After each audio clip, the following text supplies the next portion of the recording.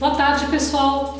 Para quem não me conhece ainda, meu nome é Alice Luz, eu sou discípula do Henrique Cristo há mais de 20 anos.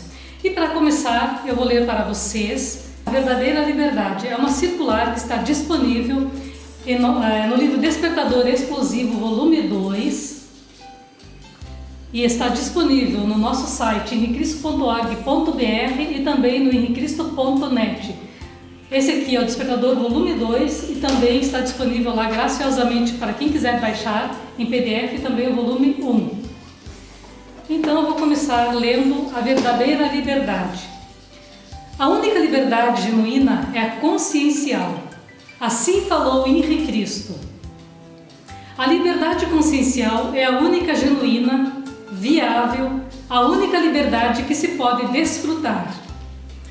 Nas diversas vezes em que estive encarcerado, tive a ocasião de perceber quando as pessoas sonhavam ardentemente com um alvará de soltura e viviam procurando advogados a fim de realizar o intento. Elas pensavam que ao conseguir o referido documento, assinado por um juiz, por fim seriam livres. Ilusão! Não, meus filhos. A liberdade consciencial é a única que existe. Logo, mesmo estando no cárcere, o ser humano pode ser livre sim, se conseguir libertar a mente dos grilhões, das amarras, das prisões conscienciais. Atualmente, muitos casais sentem-se arrependidos do matrimônio e lamentam-se no cotidiano.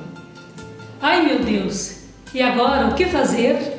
Perguntam-se em seus interiores como proceder diante das chantagens, das ameaças, do enfrentamento no tribunal, ao ouvirem o cônjuge dizer: não quero te dar nada, só assino o divórcio se tu me deres todos os bens materiais. Esses são os verdadeiros encarcerados. Outros sim, nessas circunstâncias pensam: minha mulher vai assinar o divórcio, finalmente serei livre.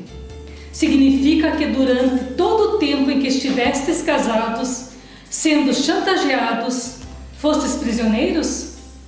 Em verdade vos digo, jamais vos deixeis aprisionar, pois se conseguirdes libertar a vossa consciência, conseguireis no mesmo ambiente de vossos cônjuges em harmonia no seio familiar. Conheço vários casos em que os cônjuges mantiveram a boa convivência, mesmo enquanto aguardavam a decisão judicial. Por outro lado, uma pessoa pode ser ideologicamente escrava, seja de um pensamento, seja de um sistema de governo em cuja defesa alguns chegam a morrer. Várias pessoas já morreram na América Latina e no mundo devido à escravidão ideológica. Eis a prisão consciencial, a prisão da mente. A liberdade consciencial consiste em manter o espírito livre, ou seja, não ser escravo da matéria, posto que todos vós estáis encarcerados fisicamente no vosso veículo cela, que é o vosso corpo. Uma pessoa tetraplégica, por exemplo, mesmo estando numa cadeira de rodas, pode viver a liberdade consciencial. Ao tomar consciência de Deus, sabendo que o espírito não é aprisionável, ela pode sair daquela cadeira de rodas, andar por diversos lugares e depois retornar ao corpo físico. Igualmente acontece quando adormeceis. Vossos espíritos saem, afastam-se do corpo, viajais para diversas cidades, visitais pessoas que nem conheceis e depois retornais. Muitos podem até pensar: ah, mas eu sou livre. A estes vale frisar que a única liberdade viável, verdadeira, é a liberdade espiritual. A liberdade física antes do passamento é uma quimera, um engodo, uma fantasia. Certa feita, em Alençon, na França, uma mulher chamada Martine, esposa do meu seguidor Christian, disse-me que o companheiro odiava muito o patrão. Indaguei-lhe o motivo de tal desavença, ao qual ela respondeu: o chefe não faz nada, por isso ele o odeia. O chefe é o gerente do banco, ele é o auxiliar direto. Ele é quem faz tudo, mas no final do mês o patrão é quem leva a vantagem e ganha o salário poupudo. Após esse colóquio com a esposa dele, quando o reencontrei pessoalmente, disse-lhe: meu filho, sabendo que nada acontece na terra sem o consentimento de Deus, pare de odiar o teu chefe. Esta é a única solução. Quando cessares de odiar, tu serás elevado a um posto equivalente ou até mais elevado. Mas não será onde agora se encontra o teu chefe.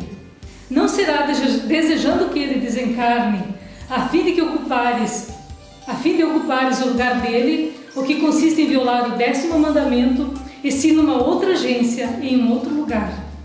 Assim sentirás na carne o que é viver com um auxiliar que chega ao ponto de odiar o superior hierárquico e almeja até substituí-lo. Tempos depois, reencontrei-o em Rouen, ocupando a posição de chefe.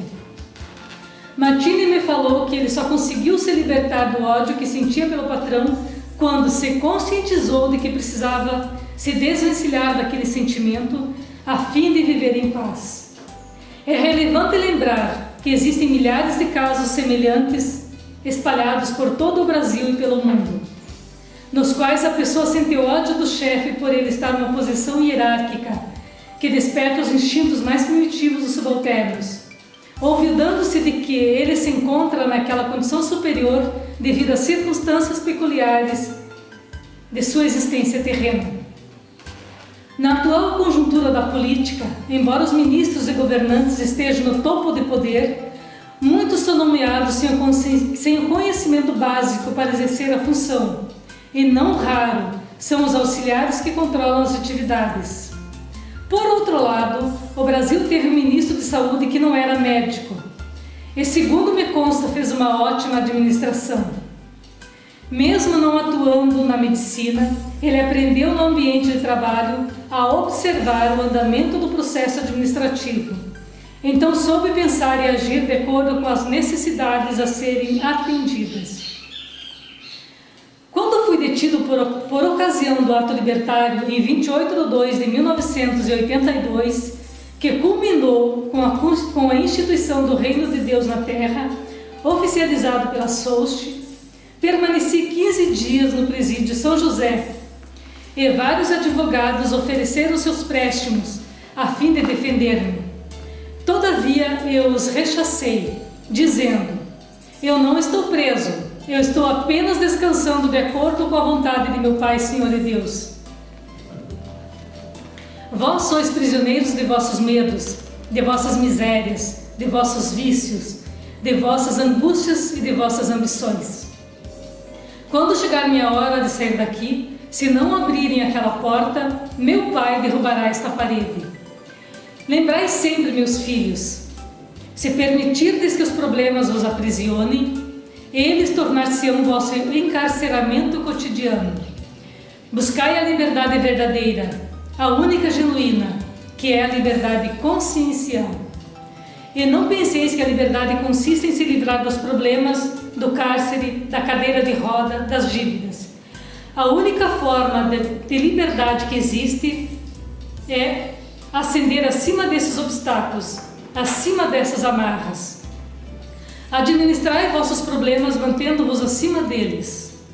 Se tiverdes que conviver com alguém com quem não tendes afinidade, enquanto alimentares qualquer sentimento negativo, estareis patinando no cárcere de vossas mentes. Ou seja, tereis essa pessoa como vosso carcereiro.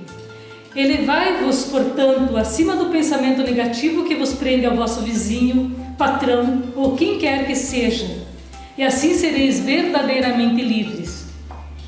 Reitero uma vez mais: assim como o inferno é nas vossas cabeças quando estáis vivendo fora da lei, o paraíso é nas vossas cabeças, no vosso interior, quando estáis vivendo dentro da lei. Quando o ser humano refugia-se no regaço de Deus, pairando acima dos problemas, das vicissitudes, ele encontra a liberdade genuína. Iluminado, inspirado pelo Altíssimo, eleva-se a um patamar acima de todo e qualquer obstáculo. Tal atitude lhe permite confeccionar a chave das algemas e, com paciência, determinação, remover as amarras. finalmente conquista a mais preciosa dádiva inerente aos seres humanos, a liberdade da consciência.